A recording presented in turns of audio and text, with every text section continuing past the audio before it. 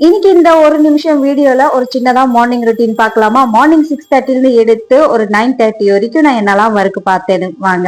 முதல்ல காலையில வந்து பாத்தீங்கன்னா ஃப்ரெஷ் அப்லாம் ஆயிட்டு பூஜையை முடிச்சிட்டேன். அதுக்கப்புறம் கிச்சனுக்கு வந்தோடனே நேற்றுக்கு நைட்டே வந்து பாத்தீங்கன்னா அரிசி பருப்புலாம் ஊற வச்சிருந்தேன் இட்லி மாவு வந்து கிரைண்ட் பண்றதுக்கு. சோ அரிசி வந்து கிரைண்டர்ல போட்டுட்டு அதுக்கப்புறம் விஷாலுக்கு வந்து பனானா ஷேக் போட்டு கொடுத்தேன். டெய்லியுமே காலையில வந்து அவனுக்கு பனானா ஷேக் கொடுப்பேன். ஏன்னா அவனுக்கு கொஞ்சம் வெயிட் வந்து கொஞ்சம் கெயின் பண்ணணும்னு சொல்லி, ஏன்னா ரொம்ப ஒல்லியா இருக்கான். அப்புறம் எங்களோட வெயிட்டை வந்து லூஸ் பண்றதுக்கு டெய்லியுமே வந்து சியா சீட்ஸோட ட்ரிங்க் குடிப்போம். ஸோ நைட்டே வந்து ஊற வச்சிருவேன். அப்புறம் மார்னிங்ல வந்து ஹனியும் லெமனும் மிக்ஸ் பண்ணி டெய்லியுமே எடுத்துப்போம் நானும் சந்தியாவும். அப்புறம் ஒரு 1/2 மணி நேரத்துக்கு அப்புறம் தான் பிரேக்ஃபாஸ்டே சாப்பிடுவோம்.